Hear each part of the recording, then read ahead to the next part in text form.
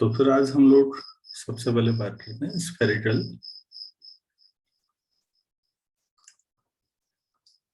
Capacitor. तो capacitor है different structures हैं, उस स्ट्रक्चर में हम लोग इस पे बात कर रहे हैं कि अगर कभी कैपेसिटर ऐसा होगा तो फिर उसकी कैपेसिटी कैसे हम कैलकुलेट करेंगे। तो सबसे पहले हम लोग उसके स्ट्रक्चर पे बात करते हैं और फिर कैलकुलेट करते हैं कि कैसे हम लोग स्फेरिकल कैपेसिटर की कैपेसिटी डिराइव करेंगे। हम लोग दो कंसेंट्रिक स्फेरिकल सेल्स लेते हैं। स्फेरिकल सेल्स आप लोग जानते हैं अंदर से खोखले होंगे। एक ये ले लिया, दूसरा ये ले लिया। सपोज ये दोनों के रेडियाई हम यहाँ पर सेंटर वो ले लेते हैं। एक का रेडियस ए ले लेते हैं, एक का बी। तो चलो किसी को भी ले लो, क्या फर्क पड़ना। मान लो ये रेडियस ए है और बाहर वाले का रेडियस बी है। अब हमने मान लेते हैं अंदर वाले को कुछ चार्ज दे दिया, सपोज ये +2 चार्ज है। तो इससे क्या होगा, इंडक्शन की वजह से जो आउटर स्फेरिकल सेल है उसमें अंदर की साइड -2 और बाहर की साइड +2 चार्ज आ जाएगा। ये ठीक है, क्योंकि बाहर वाले में नेट चार्ज तो 0 ही रहना है, आपस में टच में तो है नहीं। अब मैंने क्या किया कि बाहर वाले को अर्थिंग कर दी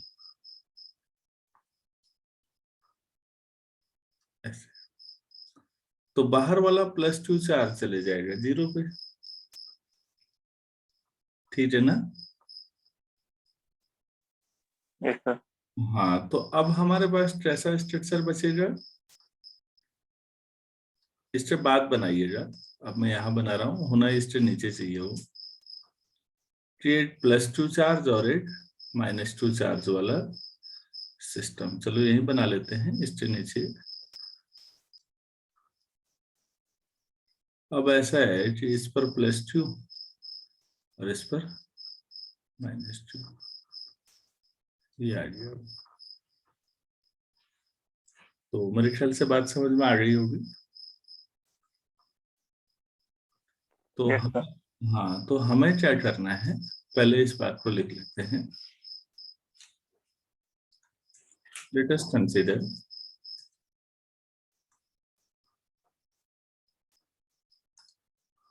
यार, मैं नीचे लिख लेता हूँ तो बार बार परेशान करता रहेगा।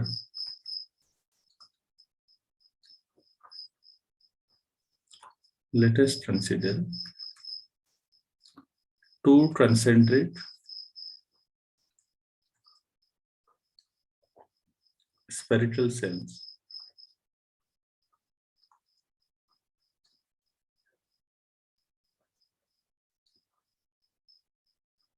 of radii A and B। A कम मान रखा हमने, B को ज्यादा मान रखा, तो ऐसे लिख लेते हैं A less than B।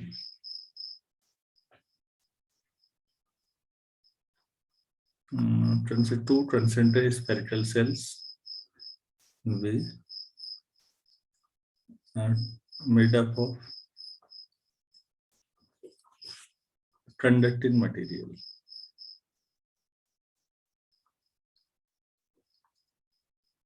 Conducting material। Let us give +2 charge किसको देते हैं, अंदर वाले को, टू द इनर स्फीयर।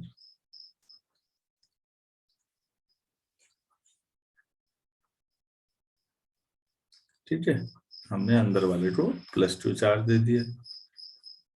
तो ड्यू टू इंडक्शन क्या हो जाएगा भाई, due to induction inner surface of outer sphere ना, inner surface of outer sphere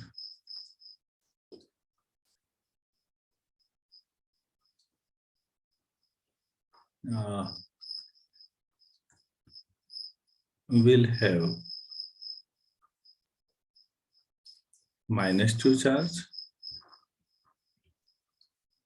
while outer surface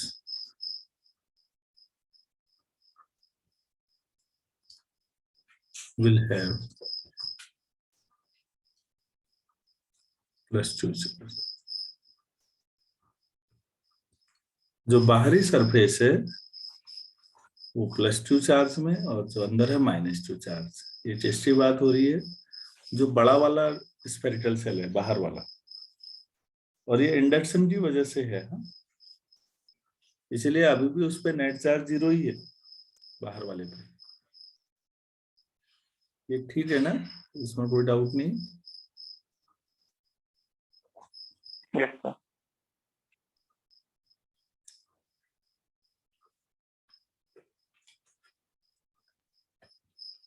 अब हम ऐसा करते हैं, जो आउटर स्पेयर है उसकी बाहरी सरफेस को अर्थ से टेस्ट कर देते हैं। Let us connect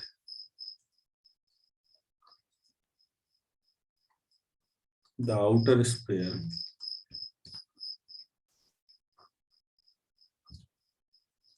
with the earth from a, ये भी लिख देते हैं उससे। अरे भाई,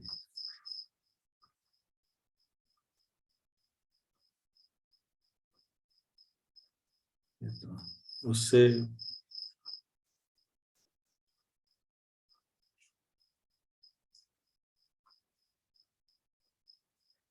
so that +2 charge goes to the earth। तो बच्चों वाली बात है, एक बार समझ में आ जाए तो कोई दिक्कत नहीं। तो अब हमारे पास कैसा स्ट्रक्चर बचा, जैसा आपको डायग्राम में दिख रहा सामने। अब कि अंदर वाले पे +2 और बाहर वाले पे -2, नई लाइन से लिखते हैं। Now we have 2 concentric spheres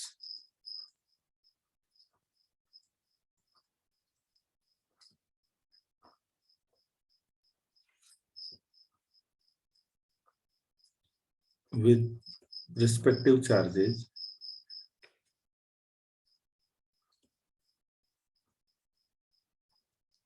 कितना, +2 and -2। This forms a spherical, इससे ये क्या बन गया, spherical कैपेसिटर। ये हो गया साहब आपका स्फेरिकल कैपेसिटर। क्या यहां तक भी क्लियर है? Yes sir. अच्छा, चलो ठीक है यार, अच्छी बात है। तो अब मैं आपको बताता हूँ बच्चों, जो पिछला था पैरेलल प्लेट कैपेसिटर और इसमें अब अंतर कहाँ से शुरू होगा, तो मैं थोड़ा सा रफ वर्क करके आपको समझाता हूँ, आप देखिए आराम से। देखो, जब मैंने पैरेलल प्लेट कैपेसिटर थी और मैंने इसमें कहा कि एक बैटरी जोड़ देते हैं, ठीक है ना, एक पोटेंशियल डिफरेंस, जैसे ये आपके पास एक +2 पर और एक -2 पर होगा, एक इलेक्ट्रिक फील्ड डेवलप हो जाएगा।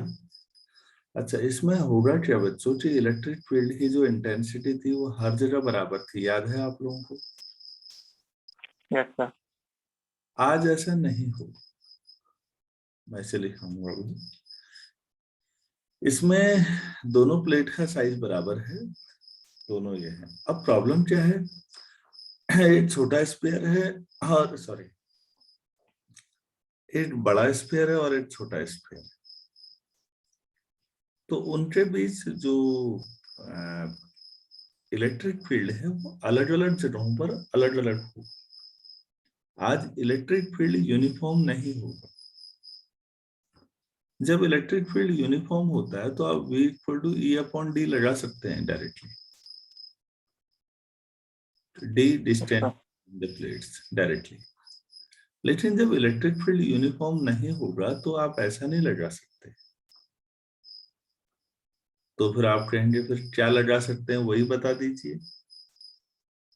तो बच्चों ऐसे में कैलकुलस एक छोटा सा पोर्शन लेंगे, मतलब मैं एक बार फिर बना रहा हूं, ये आउटर है और ये इनर है, ये ए,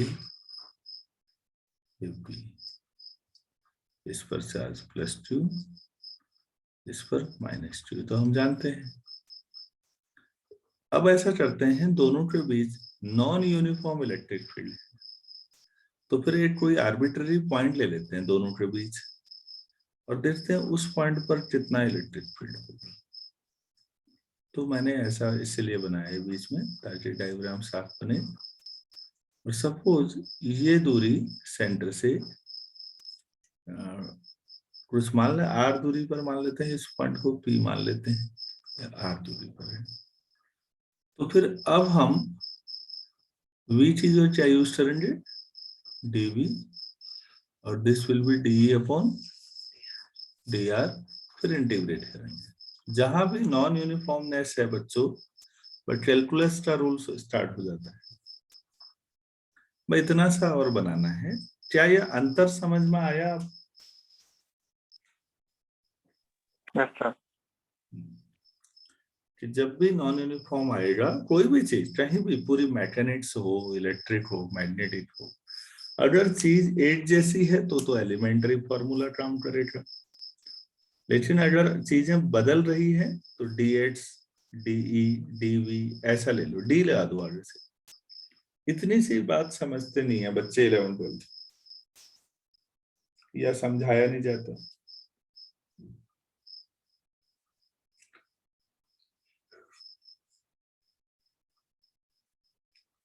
अच्छा, तो ये समझ में आ गया है ना? Yes sir. अच्छा, चलो ठीक है, फिर आज से स्कूल जाना है आपको? Yes sir. ठीक।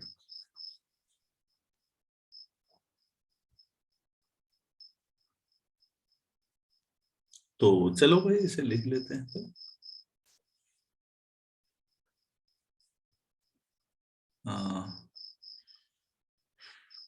कैसे लिखा हूँ, वी रिमेम्बर दैट, ये तो मैं आपको एग्जाम में नहीं भी लिखते हो तो, लेकिन we remember that the electric field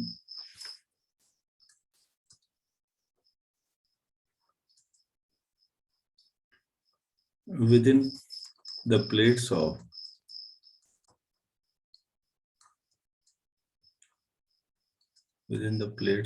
parallel plate capacitor, parallel plate capacitor was uniform.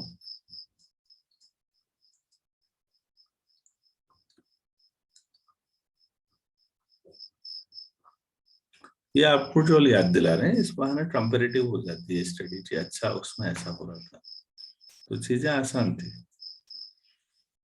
Uniform, so we used comma करके, so we used v equal to E upon t। इस लाइन को अगर आप एग्जाम में लिखते हैं ठीक है, नहीं लिखते हैं तो भी कोई दिक्कत नहीं है। अब हम नई बात कह रहे हैं, बट इन केस ऑफ, कौन सा पढ़ रहे हैं हम, स्फेरिकल कैपेसिटर,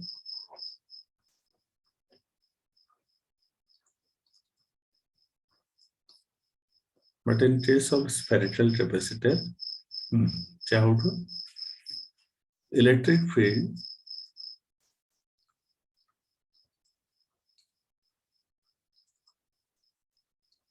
between जिनके बीच concentric plates ही तो हैं, जैसे वो पैरेलल प्लेट थी, between concentric plates is non-uniform. मैं इसको कैपिटल जानबूझ के लिख दे रहा हूँ ताकि याद, इज नॉन यूनिफॉर्म, या अंडरलाइन कर सकते हैं।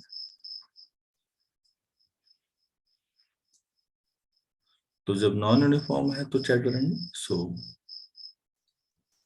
we take a point P,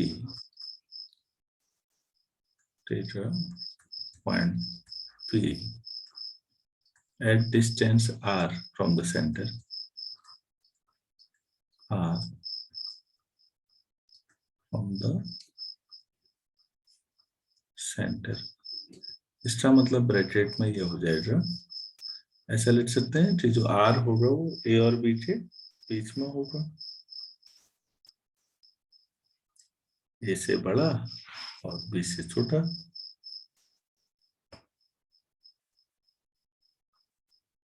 So we take a where dv equal to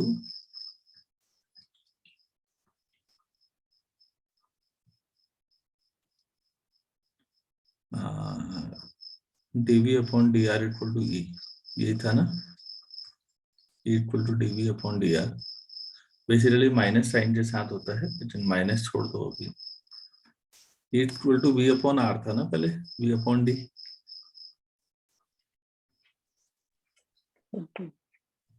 आप ऊपर वाला देखो ना, ये यहाँ पर लिखा हुआ है, ये सॉरी मैंने गलत लिख दिया था।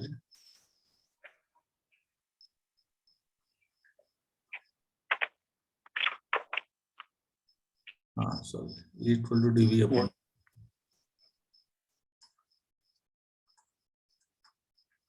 equal to v upon d, या स्मॉल है तो dv upon d आएगा।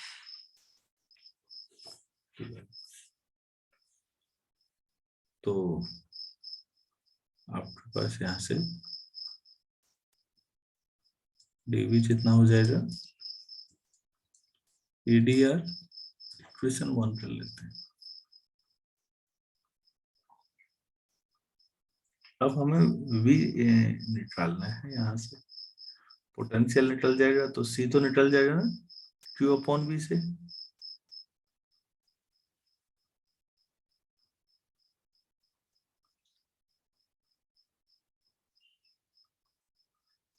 तो जो मैंने R रेडियस, हेलो यहाँ तक मानवीन समझ में आ रहा है? Yes sir.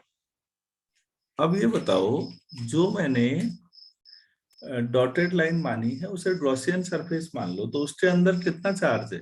+Q। Yes sir. तो ठीक है, five equal to Q upon epsilon not लगा सकते हैं। Yes sir. within the Gaussian surface,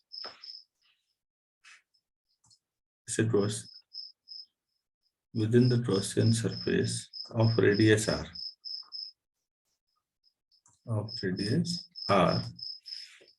we have charge +2, so phi equal to Q upon epsilon naught।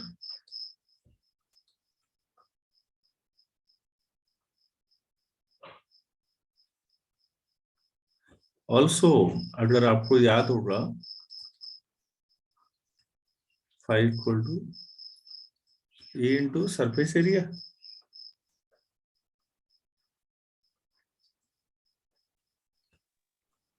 कौन सा सरफेस एरिया? किसका? Gaussian surface. तो A into 4 pi r square, r radius है,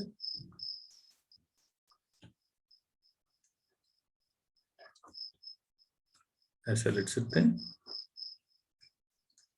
तो from 2 and 3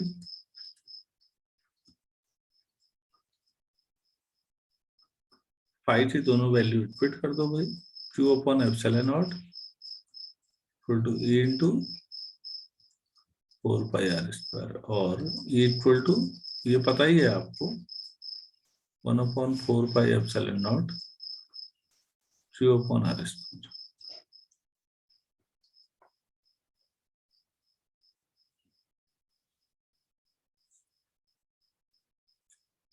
तो 1 में रख देते हैं, फ्रॉम 1। तो आपके पास dv कितना हो जाएगा, 1/4 एप्सिलॉन नॉट, तो ठीक है, Q upon r² into dr।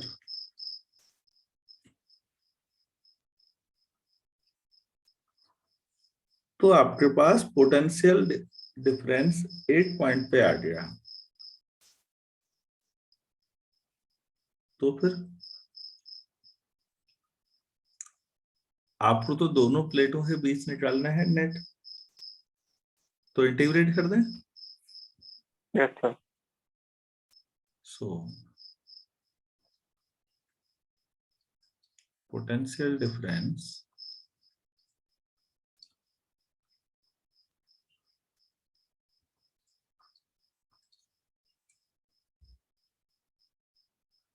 Between the plates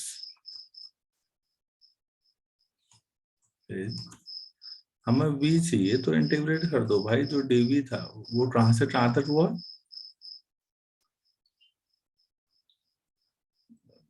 A to B. Equal to, A to B इसमें लिखने की जरूरत नहीं है, यहाँ लिख देते हैं।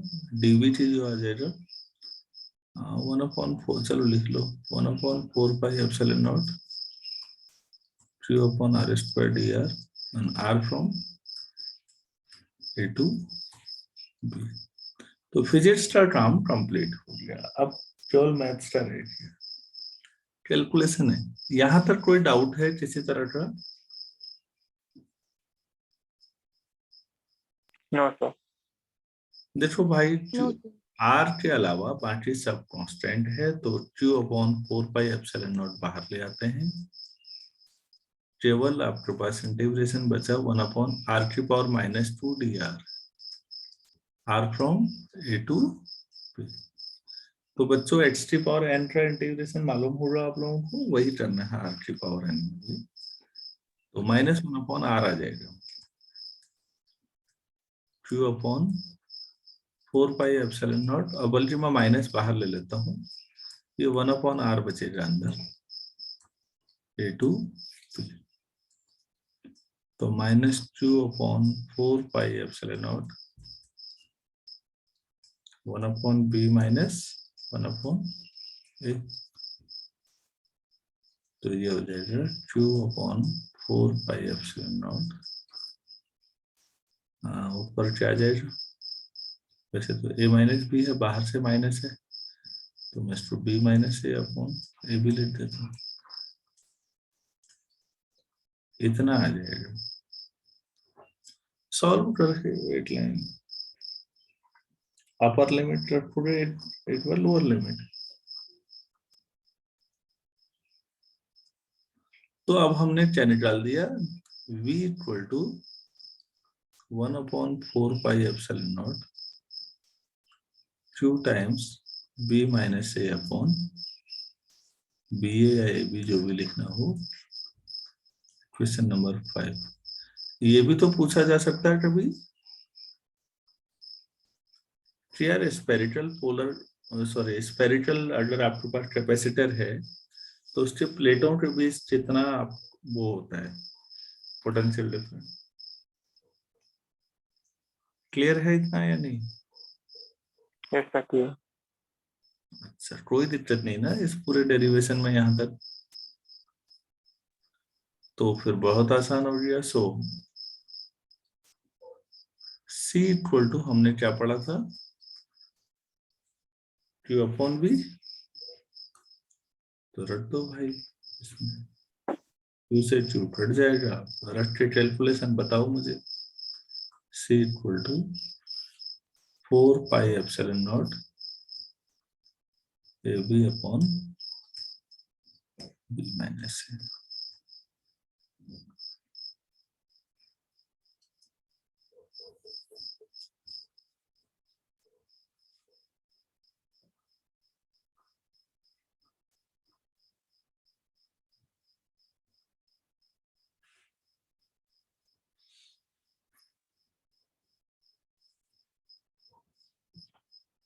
ऐसा हो जाएगा।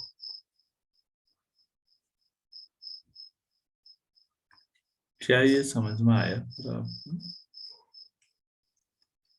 स्फेरिकल आपके पास कैपेसिटर है तो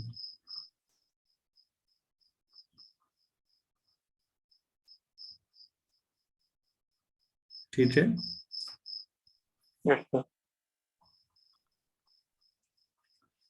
अच्छा, इसमें नोट करने वाली बात देखिएगा ना,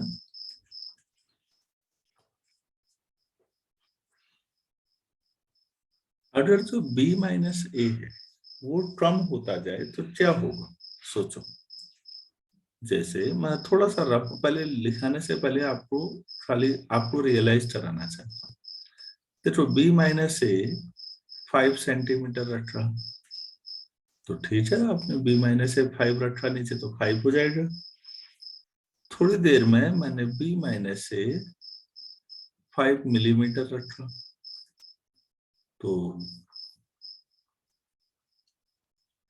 ये हो जाएगा 5 इंटू 10⁻³ मीटर। थोड़ी देर में B माइनस ए 5 इंटू 10⁻⁴ मीटर। अगर मैं B और A के बीच का गैप कम करता रहूंगा तो क्या होगा, थोड़ा सोचो तो। ये 10⁻³ जो नीचे है ये ऊपर आ जाएगा ना, यस सर। तो C बढ़ेगा कि घटेगा? सर बढ़ेगा। बढ़ेगा ना। Yes sir. हाँ, तो C इक्वल टू जैसे पहले केस में 4 पाई एप्सिलॉन नॉट AB, ये भी ठीक है, अपॉन 5 है। जैसे 5 पहले वाले में सेंटीमीटर है -2, ठीक है। ऐसे ये रखोगे ऊपर आ जाएगा, मतलब ये 10⁻⁻² का मतलब ऊपर जाके 100 हो गया ना मल्टीप्लाई। और यस सर। हाँ बच्चों, जब दूसरी संख्या तीसरी संख्या रखते जाऊंगा तो आप क्या महसूस कर पा रहे हैं इससे?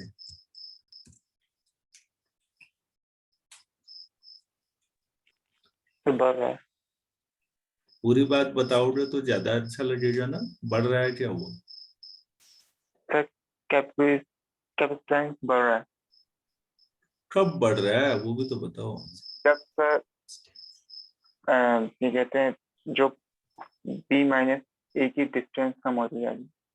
जब दो, हाँ, तो स्फेरिकल कैपेसिटर में जो प्लेट्स हैं उनका जो रेडियाई है वो डिफरेंस कम होता जाए, वो इट क्लोज आते जाए धीरे धीरे, जितना क्लोज संभव है, लेकिन फिर भी बिना टच किए। मजेदार बात यह है, टच नहीं होना है, क्योंकि टच होने पे +2 -2 का अंतर खत्म हो जाएगा। हाँ, यस टच सर। नहीं होना है, लेकिन अगर उनके बीच जितना कम हो जाए ए और बी का डिफरेंस, उतना ज्यादा कैपेसिटेंस हो जाएगा। तो क्या हम इसे लिख लें? लिखिए please. If the difference of radii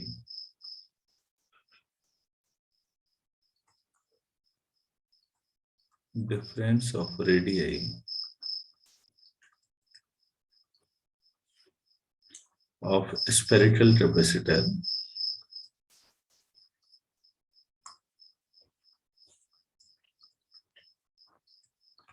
is decreased,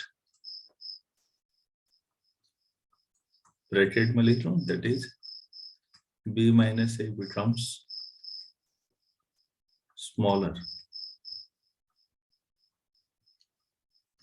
comma, then C increases, जो C है उसकी वैल्यू बढ़ती जाती।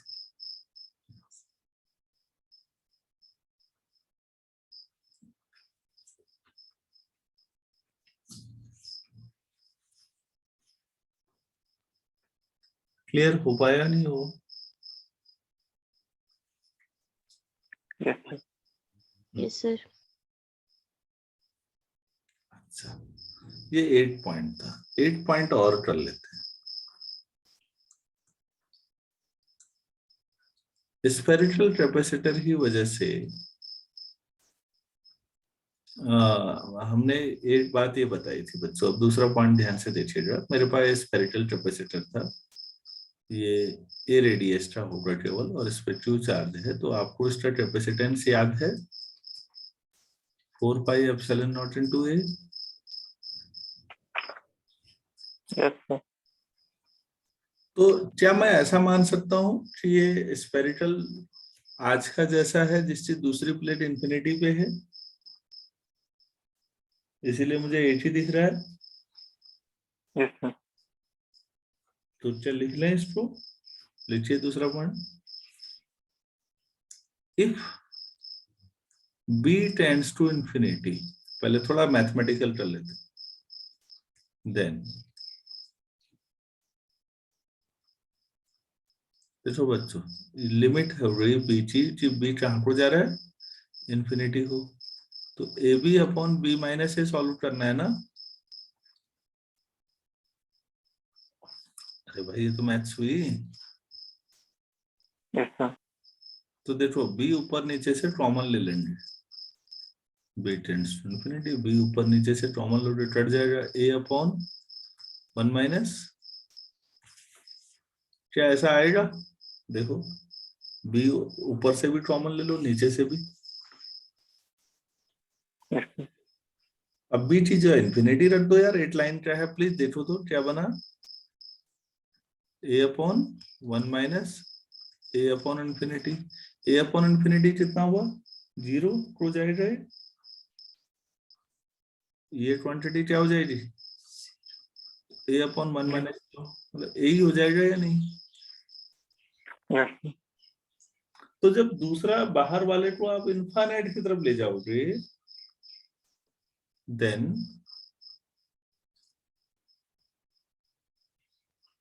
सी क्या हो जाएगा? फिर सी क्या बन जाएगा? 4 पाई एप्सिलॉन नॉट इनटू, अरे भाई ऊपर इक्वेशन 6 है ना? Yes sir. हाँ, इक्वेशन सी 6 में देखो, A B upon B minus A क्या बन गया? सर तो कब बचेगा? तो फिर ये वही बन जाएगा। Yes sir. तो ये क्लियर हो गया कि it will become a spherical capacitor of radius ए।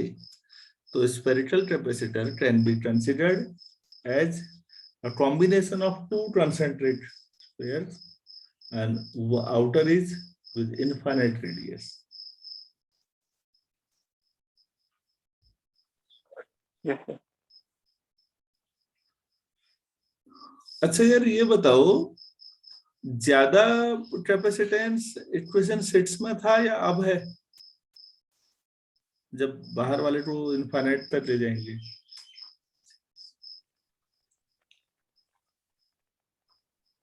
अभी हमने अभी है। बताया था कि दो कंसेंट्रिक स्पेरिकल सेल हैं, तो उनके बीच रेडियाई का डिफरेंस जितना कम होगा, कैपेसिटेंस उतना ज्यादा होगा।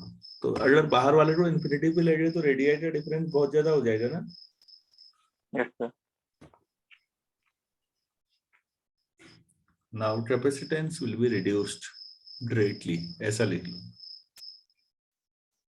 वाई कर देना, खुद ही छोड़ दो, ताकि अगली बार दिमाग में जोर पड़े।